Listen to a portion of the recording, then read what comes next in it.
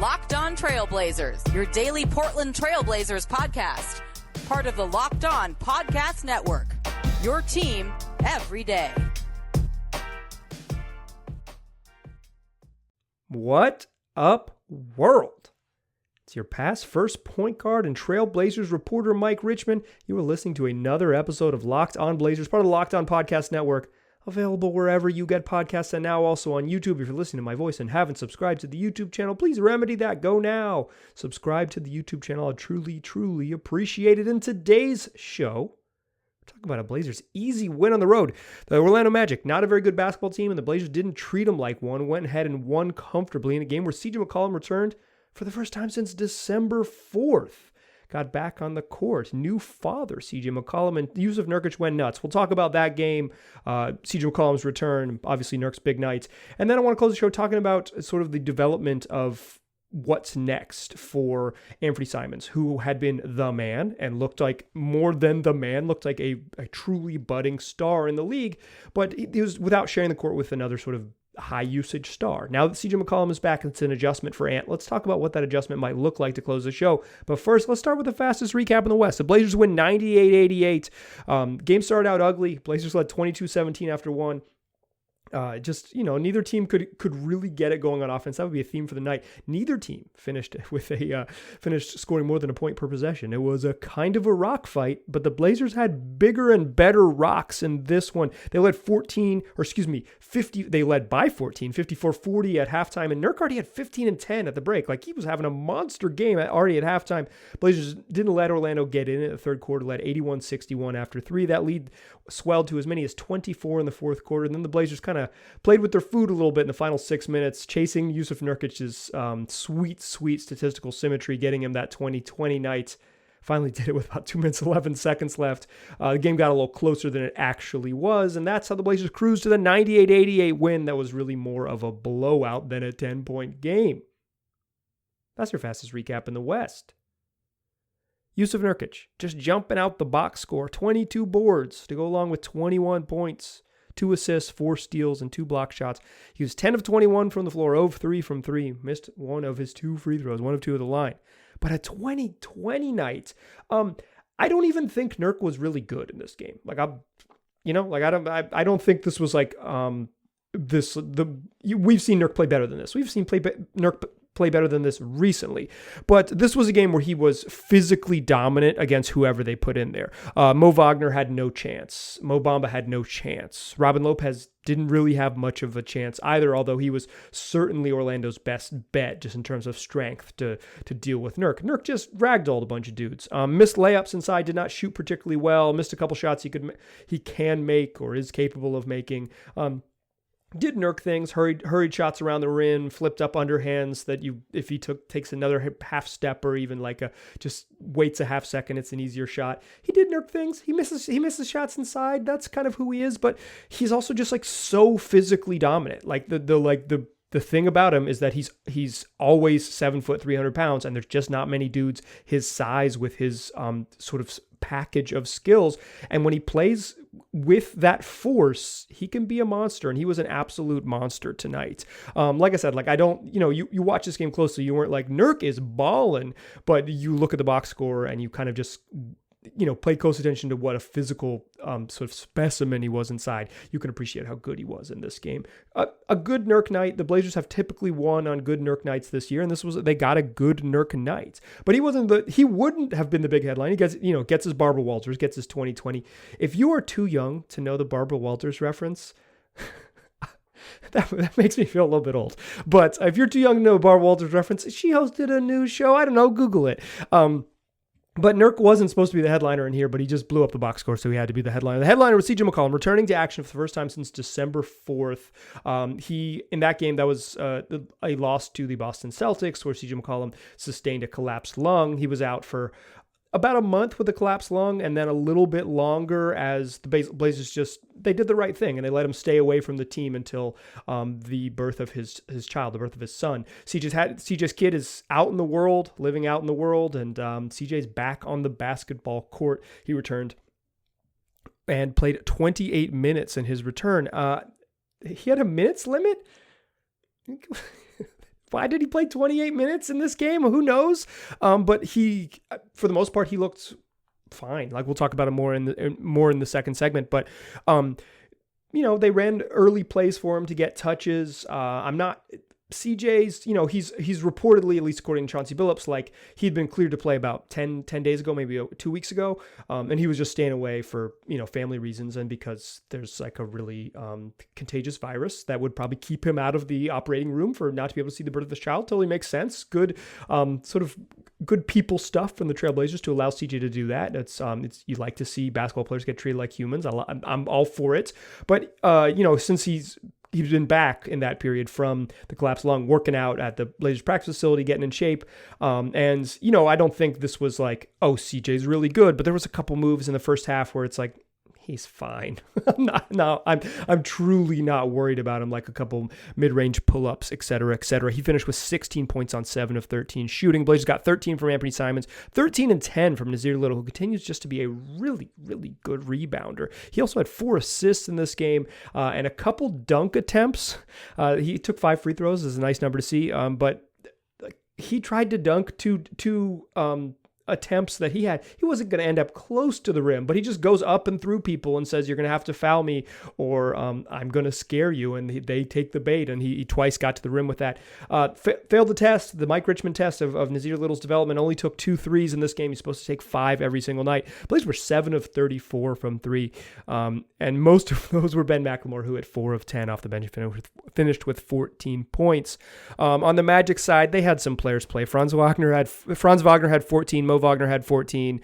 Cole Anthony had 9, and 6. They're bad. This is one of the worst teams in the NBA, and the Blazers just straight up treated them like that. I want to talk about that a little bit more in the second segment. I want to talk about CJ McCollum's return and like what the tank kind of looks like from moving forward after we've seen the Blazers play a couple games and they've won handily or at least comfortably. That's what we'll do in the second segment. Before we do that, I want to tell you all about Prize Picks. It is the best NBA DFS prop operator on the market. They've got more props than any other DFS operator. They got all the star players. They got all the end of the bench guys, and you can bet on points, rebounds, 3-pointers made, assists, total fantasy points, whatever you're looking for. It's pretty simple. You can pick, you make your selections between 2 and 5 players. You put them on your ballot or whatever you want to call it. And all you're doing is picking over-unders. Just you versus the Prize Picks prognosticators. And you say, over under 20.5 points for Anfernee Simons. You take the over. Anfernee hits the over. You get the money. It's just as simple as that. I've used Prize Picks. It's pretty fun, super simple to use and easy to set up and just a couple clicks. And you can use those clicks by going to their prizepicks.com, their website, or they're using their award-winning app. It's available in the App Store or on the Android devices as well. And here's the deal. All you got to do right now on Prize Picks is set up an account, make one selection, and if the player you select, say you take that over under on Anfernee Simons points, and Ant has 1 point in the next game, you're getting free money. They're going to give you free money. That's free. It'll give you a free $50 to bet just by virtue of signing up and putting in a selection one night. Pretty good deal. So make sure you go over and use the promo code NBA so you can get that free money. That's prizepicks.com or their award-winning app available on your mobile devices. It's Prize Picks, daily fantasy made easy.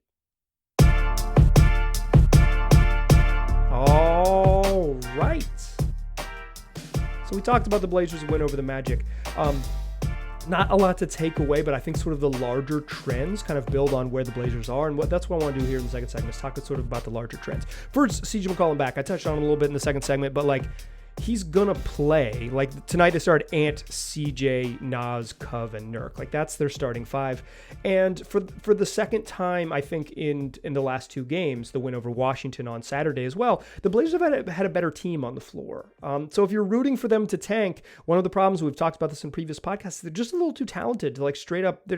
Some nights they're just gonna be better. They might lose some of those games where they're just better, but they're just gonna be straight up better on some nights. And I think that's what we saw on Saturday. I mean, the thing is, on Saturday, Anfernee Simons hit 7 3-pointers in the first half, and he was just like really, really fantastic. 26 points in the first half. He was just like so special, and we'll talk about him to close the show a little bit. But like, I don't think that particular Wizards team was much better. In fact, I think it was just straight up worse than the team the Blazers put on the floor. And that's with Ant and Cove and Little and McLemore and Nurk. And I think tonight the same thing. You add CJ McCollum to that mix, who's a huge upgrade over Ben McLemore, and you move Ben McLemore to the bench. Like you're just you're just going to be more talented than teams on most nights. And now the Blazers, who started just 2-14 on the road, are a blistering hot 4-14. They have as many wins in their last 2 games as they had in their first 16 road games. That's kind of a meaningless number, but it sounds bigger when you say it like that. I just kind of think this underscored it. CJ's return underscored it. And quite frankly, CJ didn't. CJ looked like himself, like he had the first play of the game, they ran a post up for him. And then I believe they call it a Ricky screen. You screen and then re-screen to get him free.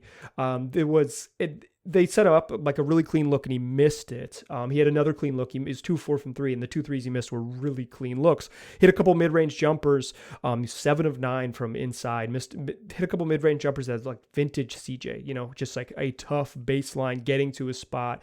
One in transition on the left side that he could have made too. Like he was very close to going something like 10 of 13 for 23 in his return. And we're just talking making shots. Didn't do much else in the box score. Only 1 rebound, 2 assists, and a steal and a block. CJ's back on a steal and a block BS as he was at the beginning of the year. Back on his business is what BS stands for. He's going to help, because he's good at basketball.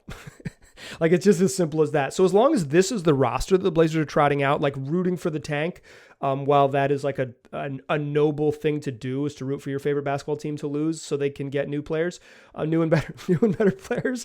It's going to be tough. There's not like a sort of a super clean way to do it. But I do think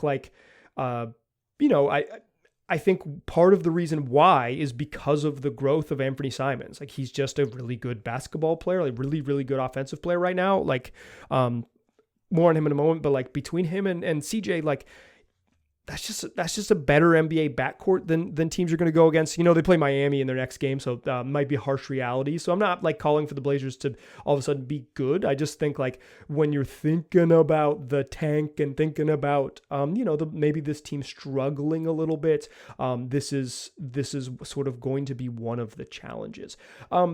I will say that having CJ McCollum back in the lineup reminds you of sort of just the value of having another guy to create. The Blazers offense hasn't really been it just hasn't been a juggernaut this year. It's not like wholly bad. But you thought this was going to be a top 5 offense. And I think it's taken them a little while to figure out what they want to do on offense. I think that's probably more so than the defensive stuff. One of my critiques with Chauncey Billups this year is that I think kind of struggled to figure out what his team was going to look like on offense. Some of that was Damian Lillard's missing a bunch of shots. And when you miss a bunch of shots, you just look worse. But the Blazers are, still a middle of the road offensive team. But the growth of Ant and the return of CJ, like just in January alone, they kind of look like a team that can be that can be a problem. Not like I said, not elite. I'm not trying to suggest that they're elite. I'm just trying to say like this is a team that could be pretty good. And they've kind of shown their ability to be pretty good. So the tank isn't necessarily a guarantee. And instead, the Blazers they're a team that's good enough to win most nights and still fundamentally flawed. They're not a particularly good defensive team. They're still small up front. They still don't have enough forwards, but like CJ helps. And I think tonight was a reminder of he was still kind of looked like a guy kind of figuring it out, but he also looked like a guy who's just a bucket. Like he just is a bucket, and a couple of clean looks. He gets to his spots against a bad Magic team, and it's like a couple more clean looks drop, and you start to say, I can see you, Blazer fan, and maybe myself, honestly, talking, folks starting to talk themselves into the Blazers being okay because they looked okay in this one, and CJ is a big part of them looking okay. They're 14th on the year in offensive rating since January, even with Anfernee Simons going nuts in those games. They're 15th in offensive rating. They're about the same. Like they have more. I think they have 2 guys with Ant and CJ that are better individual weapons, but they still have some flaws, and I think this was a game that both sort of highlighted their potential to be, significantly better than the truly bad teams, but not that sort of not surprising you really come March and April. It's good to have CJ McCollum back. Like if you're the Blazers, it's just good to have him back. It's find out what he looks like next to Ant. Find out, you put the ball in his hands a bunch and let him be the guy for a little bit. Anfernee Simons initiated almost all of the offense with CJ on the court, but there were, Ant had 78% of those initiator moments, and CJ had a little bit. He's playing the 2 guard. They're letting Ant play the 1. But let CJ is going to be a guy who gets a bunch of touches and gets a bunch of shots, and the Blazers are kind of settling into that. One of the other sort of developments on offense, they're just posting up Nurk a lot more than they were early in the year. Some of it, that's good because I like the way Nurk passes out of the post, and sometimes he has a physical mismatch and he just dominates that size. Other times it's, Nurk has some bad touches around the rim, but I think between kind of them, they're kind of figuring out what they want to look like on offense, and I think CJ adds a wrinkle that can be both good and bad into what that offense kind of looks like as we're past the halfway point and down to the second half of the season. I'll just share this sort of for reference. Like when I was on the beat, when I did this full time for 4.5 seasons or whatever it was, 4 years, this stretch from Martin Luther King Jr. Day until the All-Star break is sort of like the dog days. This month or a little bit more is the tough time in the NBA season because dudes are tired. They desperately need a break, and it's on the horizon, but it's still, 13, 15 games away. So this is this sort of tough stretch of the year. And to have CJ back, to have Ant back, Norman Powell on the bench tonight. He's out of protocols, but still in recovery from having an extended absence due to the health and safety protocols. So should have Norm back later this week. If not as soon as Wednesday, I would anticipate he plays Wednesday, but you never know. Everyone's body is different. So like this team's going to be, again, like have some flawed talent, and CJ's part of that flawed talent. What I want to talk about a little bit in that to close the show is the mesh between Ant and CJ. There is a challenge for both guys to make an adjustment to their game, and particularly for Anfernee Simons to show what that adjustment might look like for him after just a massive breakout to begin January. So let's talk about kind of what's next for Ant, what's next for CJ, and what's next for the Blazers to close today's show. But first, let me tell you about BetOnline. It's the fastest and easiest way to bet on all your sports action, whether that action is NBA basketball's regular season, whether it's the NFL playoffs, whether it's the NHL's regular season, whether it's soccer all over the globe or combat sports like MMA, or whether you want to just play your favorite Vegas casino games. All of that action is available at betonline.ag, and if you go to that website on your mobile device or on your desktop, you can use the promo code LOCKEDON. You'll get a 50% welcome bonus when you are signing up. Making your first deposit, put in that promo code LOCKEDON. You'll get a 50% welcome bonus. That's BetOnline, where the game starts. Still a pass first point guard. Still Mike Richman. Still listening to Locked On Blazers. We talked about the Blazers' win over the Orlando Magic and CJ McCollum's return. Helpful, but in some ways too helpful because the Blazers are just going to be a little too talented to truly tank. They're going to just be stuck in 10th place, a 10th place that maybe only one team in the NBA wants, the Sacramento Kings. And to that I say, come get it, Sacramento. Portland would be happy to give it to you. Not the players. The players want to win. And that's kind of what the position the Blazers are in. They're a little too talented to be out of 10th, but they're not quite talented to climb out of, they can't, it's hard for them to get to 11th and hard for them to get to 9th. I think 11th is a little more doable, but I think beyond the tanking stuff, because again, these dudes and Chauncey Billups, they want to win, at least for now. And for Billups' part, the players will always want to win. But Anfernee Simons in January, prior to tonight's game, was averaging 28 and 8 on hyper efficient shooting, coming off a game against the Washington Wizards when he had 31 points and 11 dimes and was the best player on the floor, 26 in the first half, kind of a quiet third quarter, and then helped the Blazers take it home late just by setting his teammates up and making plays. that game on Saturday, and I didn't do a recap of that one because I had an interview with Nate Duncan. If you haven't listened to that one, check it out. It's in your feed. But like that comes on the heels of 43 against Atlanta, 28 against the Heat, 31 against the Kings, 23-11 against Brooklyn, 31 and then 31-11 against Washington, 28-8 in January, one of the top 5 scorers in the NBA to begin that season. It's 6 games. I know, y'all. And I know it's coming off a December where he truly struggled. But in those 6 games, you saw the, small sample size, sure. But you saw those moments where Anfernee Simons can be really special. His ability to shoot off the bounce, his ability to get into the paint, his vastly improved playmaking, decision-making, just like floor general, true point guard capabilities. The thing that I really wanted to see is morph into that. And he is taking those steps. You saw it. I think we get a little too caught up in the numbers because I think if he had averaged 24 and 5, it would be really special. But 28 and 8 is like, oh my gracious, this dude's a star. And he looks like a budding star. Let's not get it twisted. But he looked like a budding star mostly in those games. Not all of those games, but mostly in those games as the only high usage offensive player not named Jusuf Nurkic, the only high usage guard.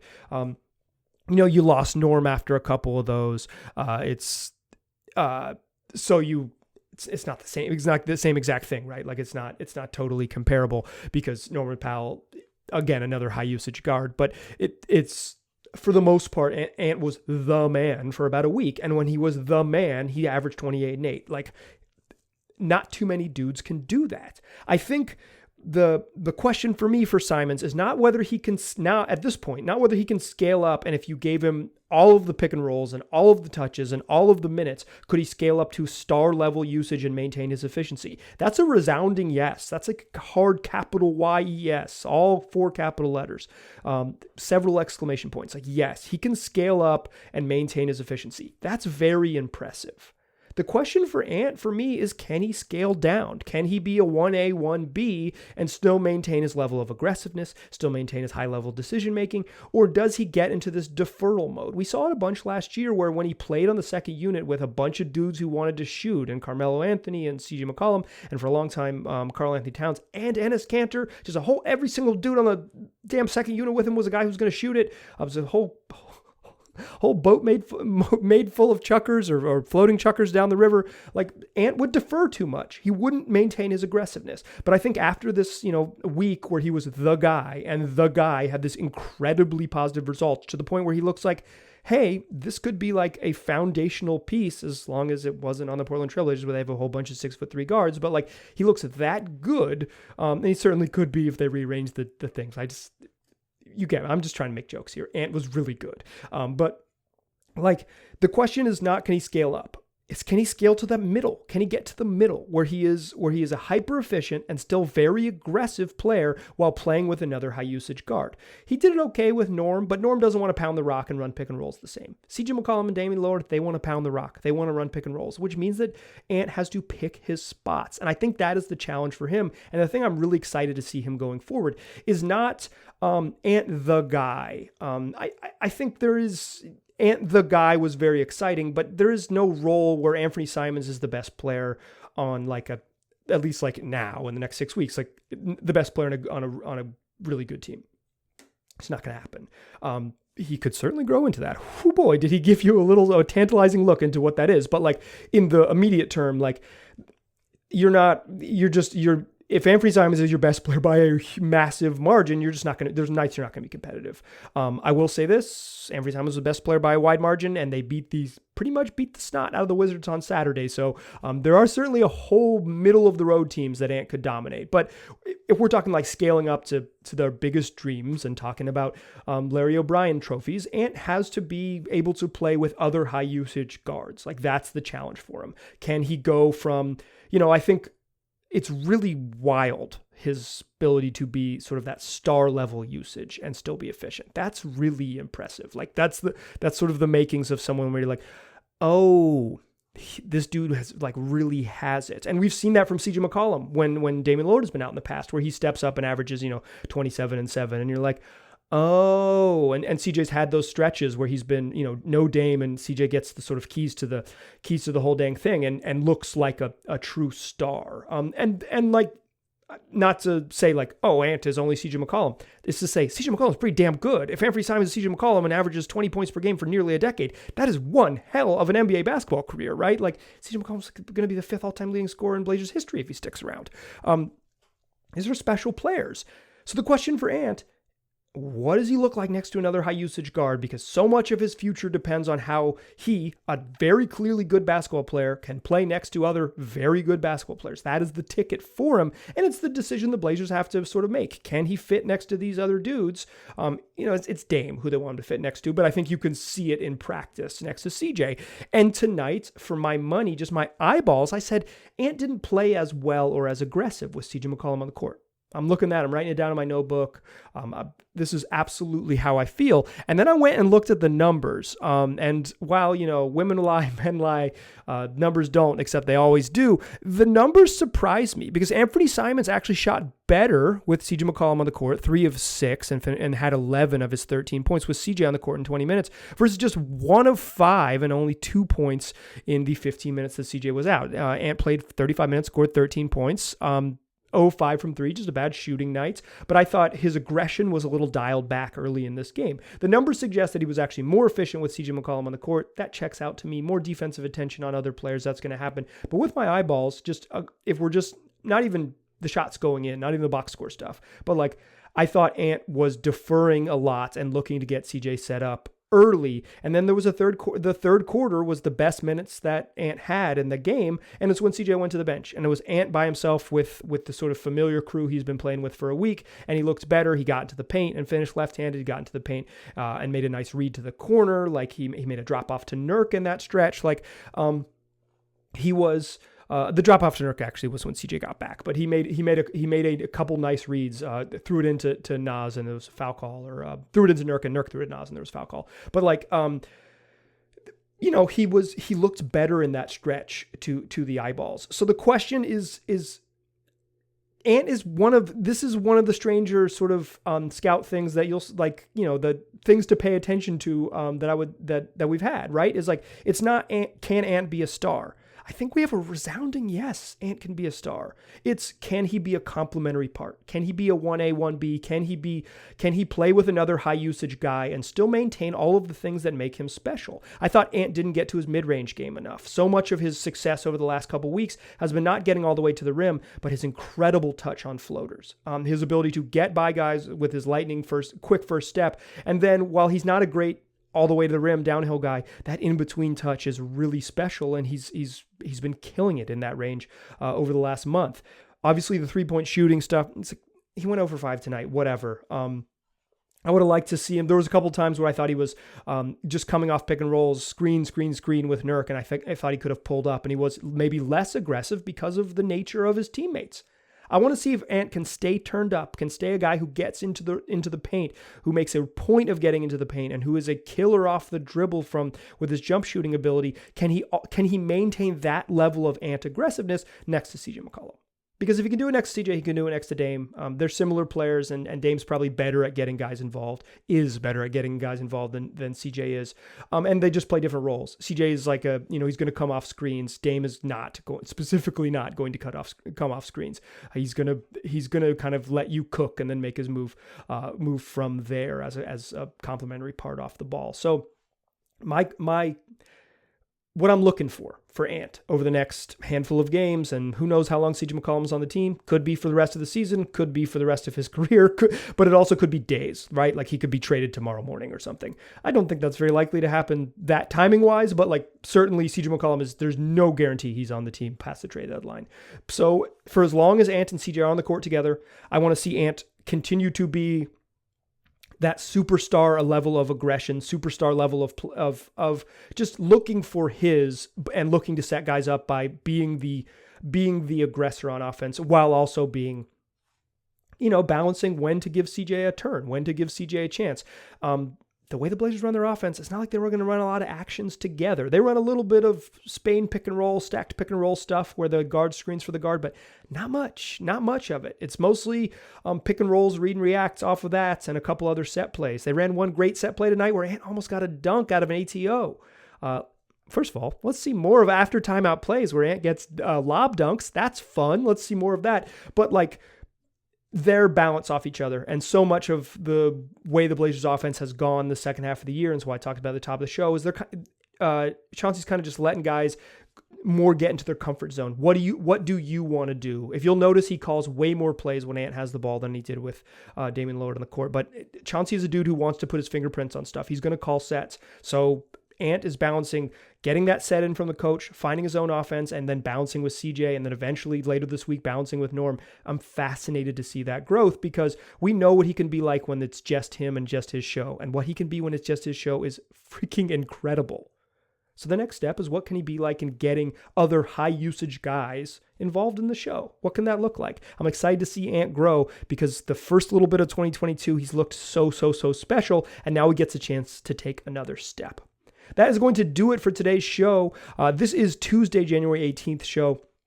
On Wednesday, the Blazers play the Heat, but waiting in your feed on Wednesday morning will be a mid-season check-in with my friend Chuck Charles Tuggle. We did our over-under predictions at the beginning of the year. We're going to check in on how wrong we were at the midway point. And spoiler alert, y'all, we were pretty wrong. It'll be a way to check in what's happened this season and poke a little fun at ourselves for occasionally people call me an expert on here. And what I am is someone who does a lot of thinking about the Blazers and occasionally makes incorrect predictions. So do not miss that one. Later this week, we're going to have Jason Quick's going to join the show. There's a chance we have one other interview, but that might get pushed back to next week. We're working on it. We got fun stuff in the works here. 5 days a week, free wherever you get podcasts and also on YouTube. Make Locked On Blazers your first listen every single day. Make it part of your routine, and then tell your friends to do the same. They can find us wherever they're looking for podcasts and on YouTube. Just search Locked On Blazers. We'll be right there waiting for them. Appreciate you listening. Talk to you soon.